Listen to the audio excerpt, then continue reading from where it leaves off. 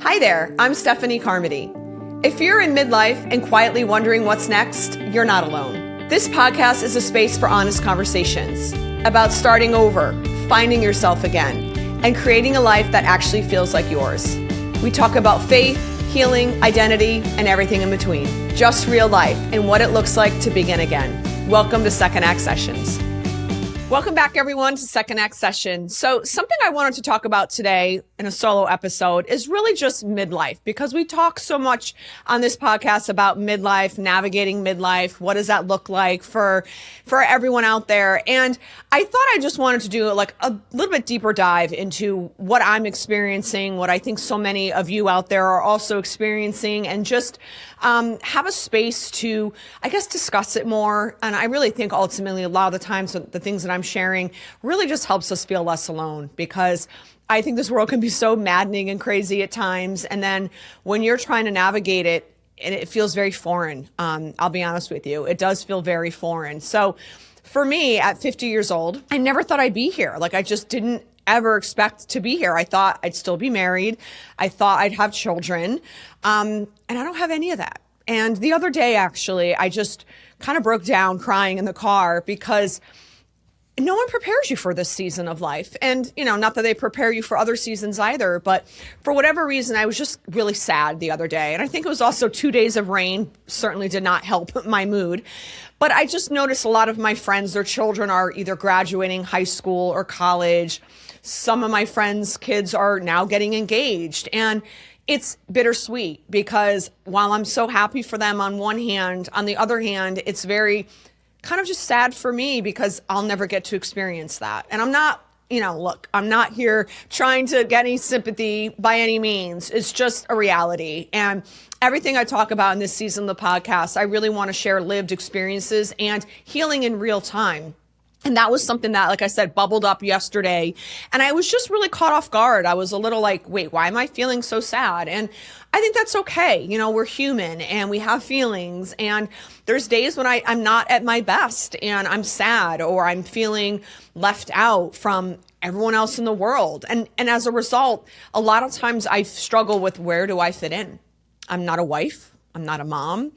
I'm other things, but the two main things that I thought I would have and be in this life, I don't. And so it's just sad at times. And I know God has a plan and a purpose for my life. And I'm slowly doing that day by day and building my brand and just sticking with this podcast and sharing my journey and other people's stories as well. And I love it. And I have a very fulfilled life. And I think God blessed me in other ways. So I think for me, I can have those moments where I'm sad or lonely or feeling lost or left out. But then I realize, what am I grateful for? I'm so blessed that God delivered me from my marriage. And, fortunately, I didn't have children with my ex. And that's a godsend as well, because then I would be probably stuck dealing with him forever.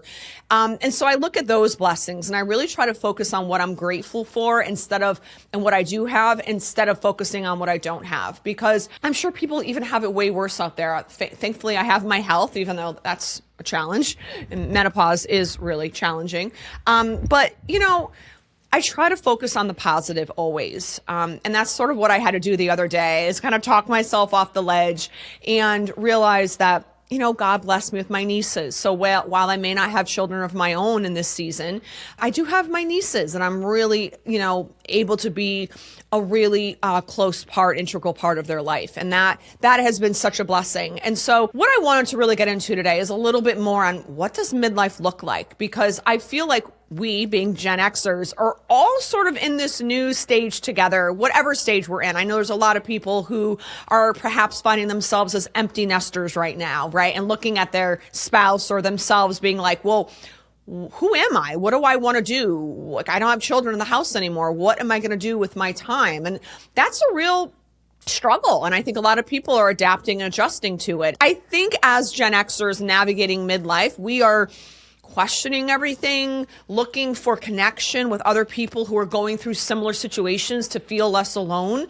And like I said, even on like TikTok, I see everyone like, well, what are you doing right now? And why are we struggling with this right now? No one told us about this. So I want to talk about it all, because midlife is no joke. Like, all of my friends and I are like, oh, effing menopause. Like every other day, it's like effing menopause because it is wreaking havoc on so many of us, from weight shifts, mentally, we just feel foggy and off and not as sharp and forgetful. And the hot night sweats are just awful. I think also for me, it created more anxiety and borderline panic attacks. That's sort of one of my symptoms as well. We're all just trying to figure it out on our own in a lot of ways. And I really want to be able to share what I'm walking through, because maybe it'll make me feel less alone, and it may help someone else listening today as they're walking through a similar season. I am really grateful for everything that I do have. God has blessed me with, like, as I said, my nieces, some amazing, incredible friends. I have great family all nearby. And really, I have nothing to complain about. But I think two things can be true at the same time. You can love your life, but then also still grieve for the life you thought you'd have. And that's me every day. I think being divorced and realizing, okay, this is my life now. Even I didn't sign up for it. I'm going to make the best of it, but I'm still grieving part of that vision, that hope, that dream that I had for myself as I was married. And I had to really grieve the loss of that life that I thought I would have. I'm so happy I'm not there, but at least I would have been a wife. I would have been married. I feel like I could at least contribute, because sometimes I'm on my own here. Don't even have a boyfriend. And I'm just sort of figuring it out and trying to find joy in a crazy world sometimes.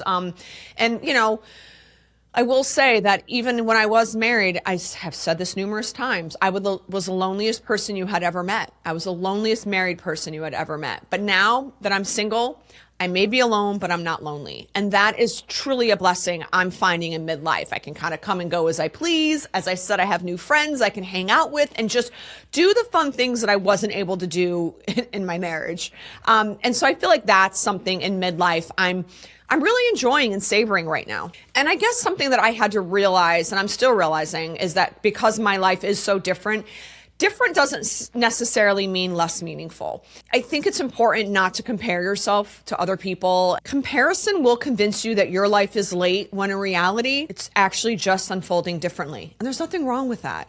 Like I said, all my friends are married with kids, just about. A lot of them, thankfully, God has blessed me with may have kids, but at least they're single. They're not married. So I have some commonality there. But I think for me, it's finding that common ground I find challenging. In a societal standpoint, like with my close friends, I have it with some of them. But, you just see people online sometimes, and that's where the comparison comes in, or the sadness or that heartache sets in when you're like, oh, woulda, coulda, shoulda. I want this, I want that. But it just means my path is different than everyone else's, and yours might be different too. So I guess I want you all, my listeners today, to really hear that just because your life turned out differently doesn't mean you're late, doesn't mean you're behind. It just means you're becoming, and you're becoming into who you're meant to be, who God has for you. And that's something that I'm really enjoying and savoring and learning as I go, because I don't have it all figured out. I'm just taking it day by day and letting God handle it. Literally, Jesus, take the wheel. That is my mantra, because I cannot get caught up in what my life is supposed to look like, what I'm supposed to do, how this podcast is going to be successful, when I'm going to meet my person. I'm not chasing anyone. I'm letting God provide all of it. And I really have surrendered it. And I really do believe I'm human. I may have my doubts and I may get sad, but that is what gives me peace in knowing I don't have to have it all figured out. No one does. We just need to let go and let God. And that has been a lifesaver and a game changer for me right now in this season. So I think within midlife, there's a lot of different things you're kind of adapting, whether you are getting out of a marriage or an empty nester. So that's more like, personal relationship. But then there's also careers. Some people are maybe trying something new or leaving a job or retiring even. So I feel like there's a lot of change in midlife. I also think in midlife is when you really don't care anymore and you're just going to be honest and tell the truth with people, because you just are sick of censoring yourself, which is kind of me. And I tend to have no filter sometimes, and I need to probably rein that in a little bit. But there's a lot of other things in midlife that occur. And as I mentioned repeatedly, menopause is one of them, and just changing bodies and your emotional well-being and how your brain fires. It's really hard. And I know a lot of women are struggling with this, and no one I mean, people are talking about it, but no one really has any answers. And that's what I struggle with. And like, I'm not someone who wants to, and like I said, I will have a menopause expert on, but I'm also sort of finding my way and finding what works best for me. I'm not a proponent of doing HRT. I don't really want to mess with my body. And so I'm really trying to find the right expert that can come on and speak holistically about menopause, perimenopause, and menopause, and pros and cons of HRT. That's just not something that I want to do, but I want to have someone on to discuss it more fully. But like personally, like I said, my friends and I all day long are just like literally effing menopause, because it changes everything, like your body, your mental ability, your sharpness, your moods, you're just irritable for no reason. You're sweating for no reason. I mean, it takes a toll. And like, I just try to like laugh through it all and find joy in those crazy moments, because I know I'm not alone. And that does give me comfort and peace, because like I said, there's so many things in midlife we're navigating, and that is one of them. And it's no joke. And I had my friend and stylist on my most recent podcast episode. We're talking about all things, fashion and style in your second act. And one of the reoccurring themes was really just to learn to love yourself and love where you are now, not who you were 10 years ago, and not even who you're supposed to be in 10 years from now.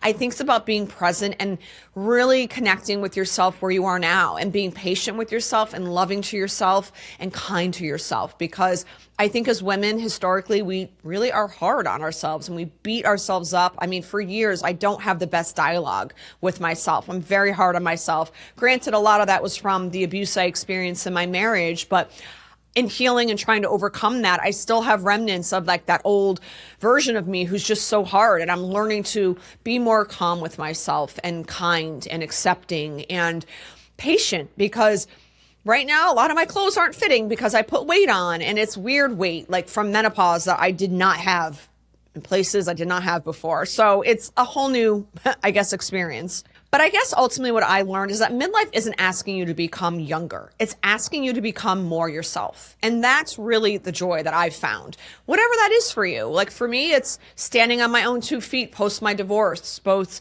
professionally, financially, and with my self-confidence. And that's taken me a while to get to. And I think even a year from now, I'll look back and say, oh my God, I've done so much healing. And my confidence is even much stronger now, because I see such a difference from last year to this year. And I think that's part of what midlife has shown me, to be kind to myself, patient, and to really embrace who I am now, even if this is not what I signed up for. So I guess a lot of the things that I'm doing right now in midlife are really just trying to find that joy and almost being like a little kid again and doing all the things I used to love to do. Like I haven't been to the beach with a girlfriend in years. And one of my best friends was like, let's go to the beach. We went to the beach last Saturday.